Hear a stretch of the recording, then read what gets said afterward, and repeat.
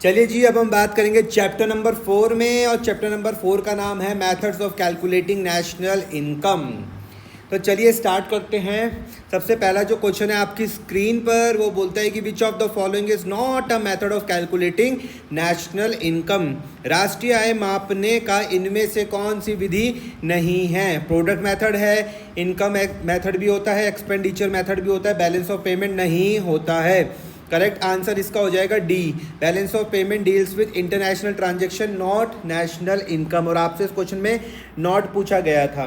अगला क्वेश्चन आपके सामने है वैल्यू एडेड, मूल्य संवर्धन। तो वैल्यू ऑफ आउटपुट में से अगर हम इंटरमीडिएट कंजम्पशन को माइनस कर दें, फाइनल कंजम्पशन में अगर हम इन्वेस्टमेंट जोड़ दें, इनकम प्लस एक्सपेंडिचर, या फिर कंजम्पशन में से हम सेविंग माइनस कर दें, तो करेक्ट आंसर है value of output minus intermediate consumption.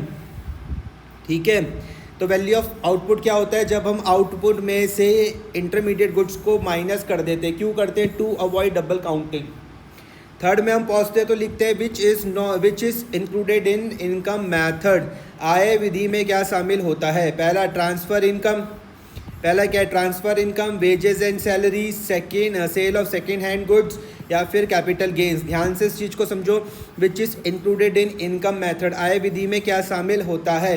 Transfer income, wages and salaries, sale of second hand goods, या फिर कैपिटल गेन्स। तो आंसर है भैया वेजेस एंड सैलरीज। क्या आंसर है? Wages and salaries. Factor income like wages, rent, profit are counted, transfer and capital gains are excluded. Fourth वाला है mixed income, refers to income of self employed, government employees, shares holders, workers in MNCs. तो mixed income पर क्या आता है? Government employees को छोड़ दो, शेयर्स होल्डर्स को छोड़ दो, वर्कर्स इन एमएनसी को छोड़ दो, सेल्फ एम्प्लॉयड आता है। तो self employed income included wages, rent, profit, all mix together. Fifth में हम बात करते हैं which of the following is a part of expenditure method. क्या पूछा गया? एक्सपेंडिचर मेथड का पार्ट कौन सा है? Gross domestic capital formation, intermediate goods, sale of shares, या फिर lottery income.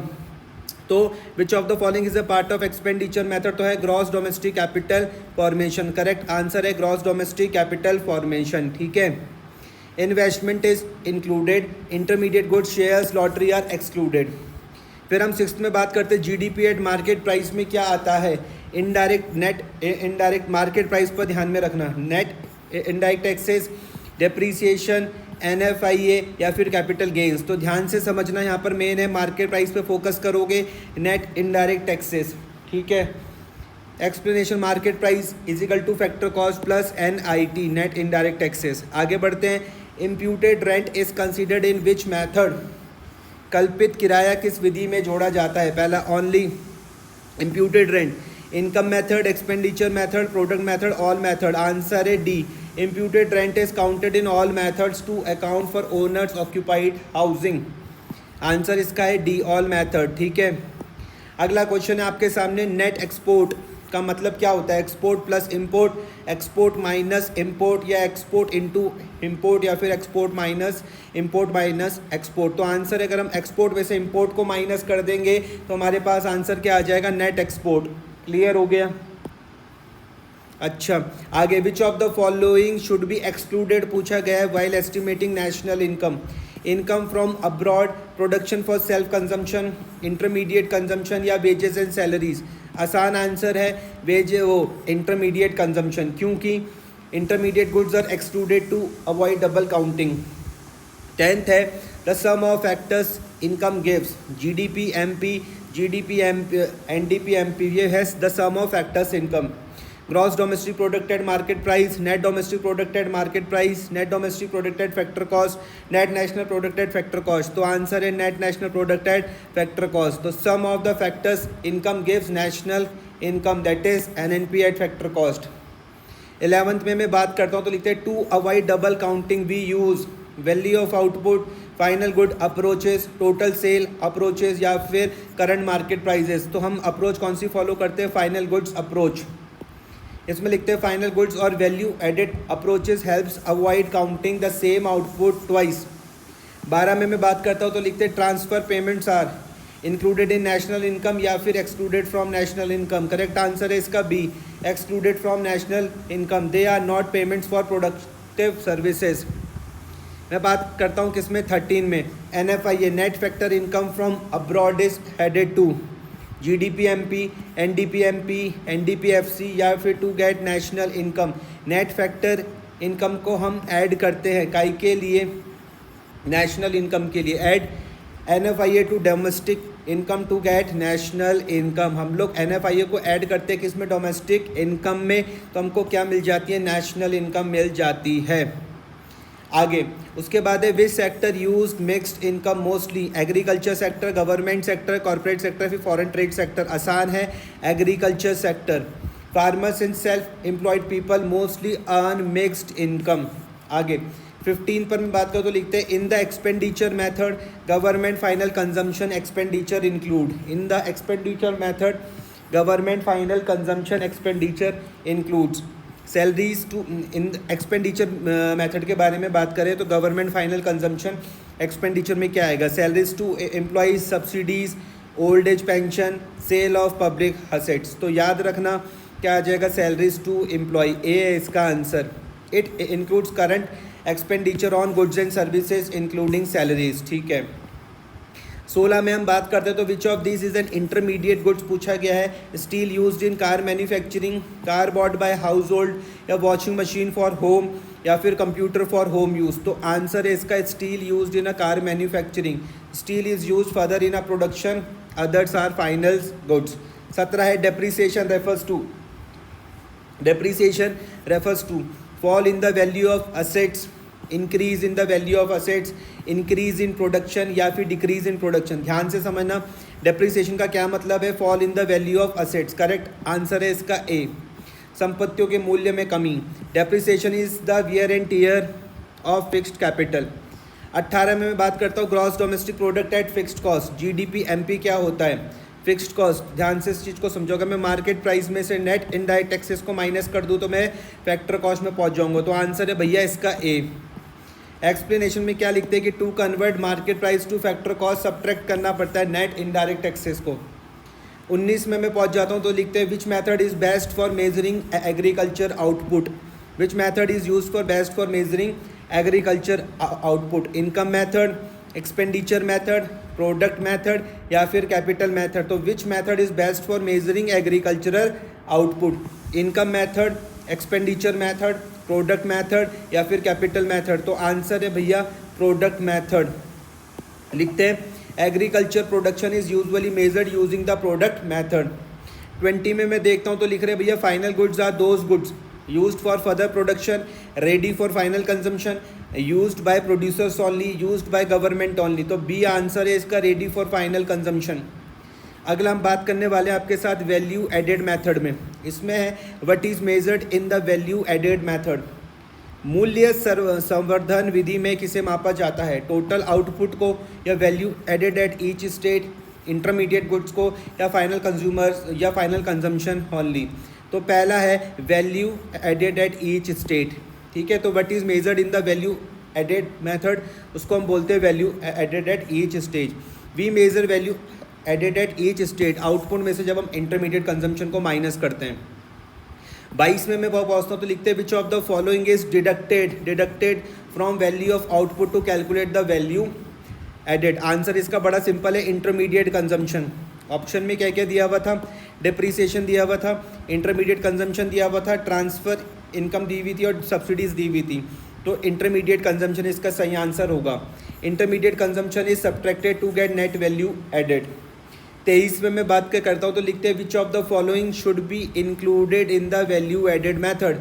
Which of the following should be included वो बोला गया है in the value added method. Commission on sale of old goods, full value of old goods, transfer payments या फिर financial assets transaction. तो which of the following should be included in the value added method. Commission on मूल्य संवर्धन विधि में किसी शामिल किया जाता है, commission on the sale of old goods, full value of old goods, transfer payments या फिर फाइनेंशियल असेट्स ट्रांजेक्शन। तो आंसर है इसका commission on the sale of old goods. Only brokers commission is included, not old goods value. ठीक है। 24 में हम बात करते हैं तो लिखते हैं double counting in national income estimation leads to, राष्ट्रीय आय में आकलन में दोहरी गणना से क्या होता है?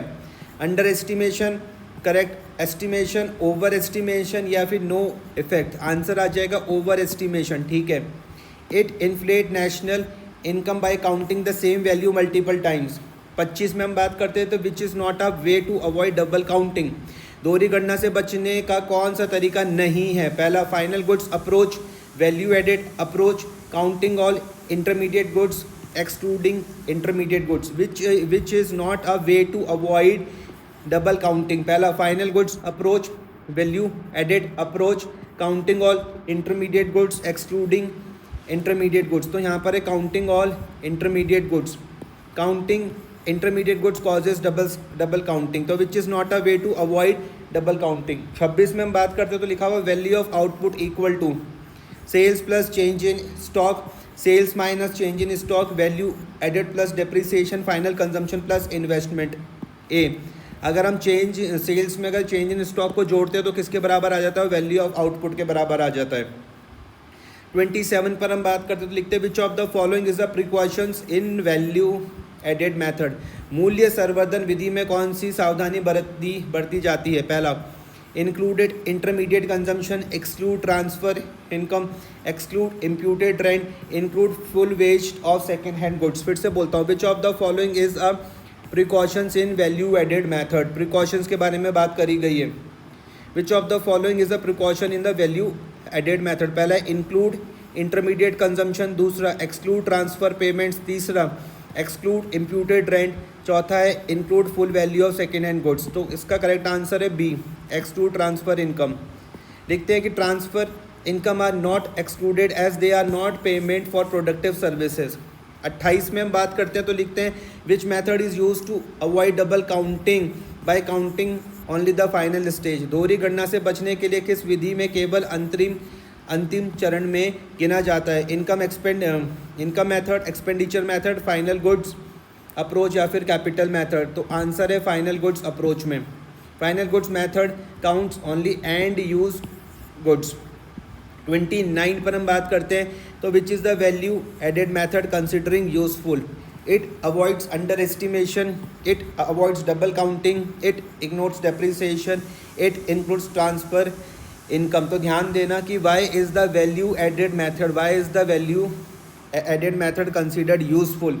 It avoids under estimation, it avoids double counting. तो करेक्ट आंसर हो जाएगा it avoids double counting. By calculating value added at each state, it avoids double counting.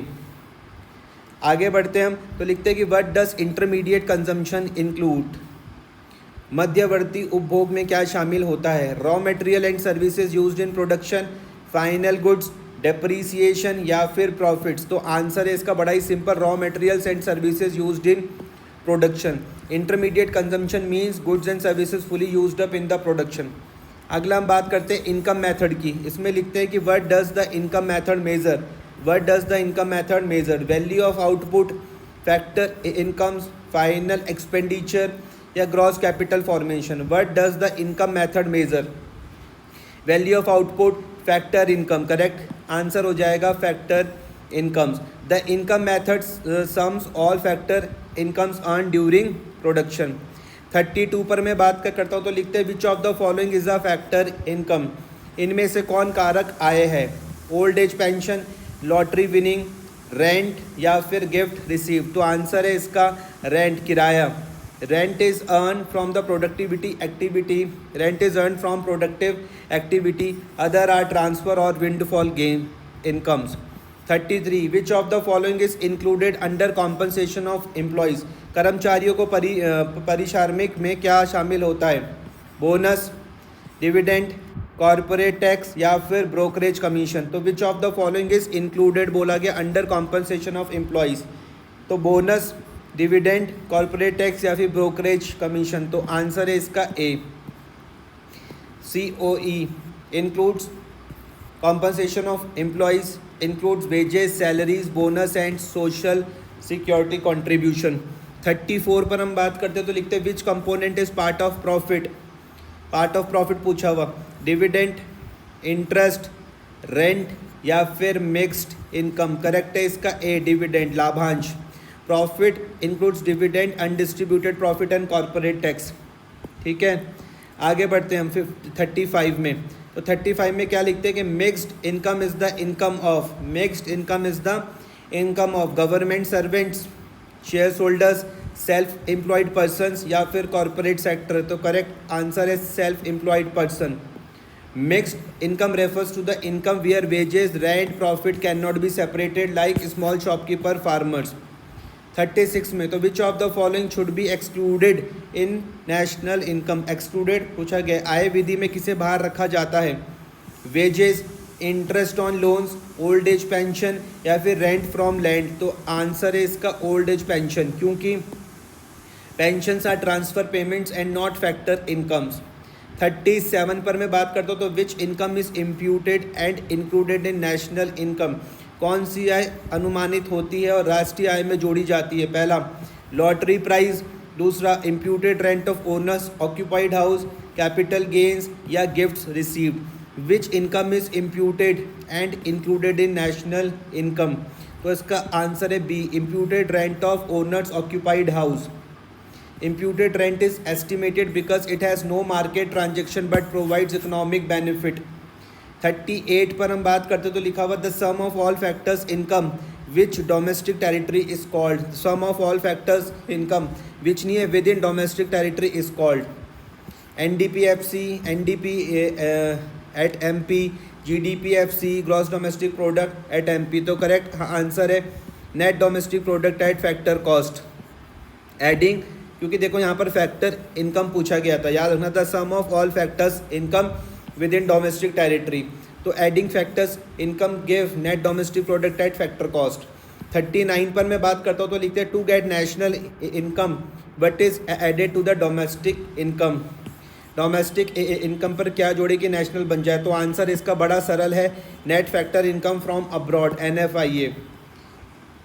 40 में हम पहुँचते तो लिखते हैं what is precaution, what is a precautions while using income method. What is precautions while using income method. Include imputed rent, exclude transfer payments, include transfer income, include sale of second hand goods, exclude brokerage commission. तो imputed rent is included but transfer incomes and second hand goods are excluded. तो ये precautions, what is precautions while using income method. Include करना होता है imputed rent को, included transfer payment, इसको तो exclude करना होता है ना। लेकिन 40 का क्या आ जाएगा? ए आ जाएगा, ए, इंक्लूड इम्प्यूटेड रेंट। 41 पर मैं पहुँचता हूँ तो लिखते हैं what does the expenditure method measure. Total production, total expenditure method के बारे में बात हो रही है। Total production, total final expenditure, total income या फिर टोटल इंटरमीडिएट एक्सपेंडिचर। तो करेक्ट आंसर इसका बी है, total final expenditure. The expenditure method sum up final expenditure on goods and services. 42 पर which is included in private final consumption expenditure के बारे में बात हो रही है। Household expenditure on food, government spending on salaries, government expenditure on machinery, expenditure on exports. तो ध्यान से इस चीज़ को समझना, which is included in private final consumption expenditure. तो आ जाएगा household expenditure on food आ जाएगा। ठीक है, 43 पर हम पहुँचते तो लिखा हुआ gross domestic capital formation. Gross domestic capital formation include expenditure on new machinery, salaries paid by government, medical expenditure bye house hold, expenditure on import. तो आ जाएगा expenditure on new machinery. Capital formation covers spending on fixed assets and inventories. 44 net export को पूछा हुआ तो export में से import minus हम कर देते, आसान है, बी। 45 पर हम पहुँचे तो 45 में क्या लिखा हुआ कि which of the following is the precautions in expenditure method. Include second hand goods full value, exclude transfer payment, exclude imputed rent, include intermediate goods. तो भैया प्रिकॉशंस में एक्सक्लूड ट्रांसफ़र पेमेंट्स। ठीक है, transfer payments are excluded as they are not payment for goods and services.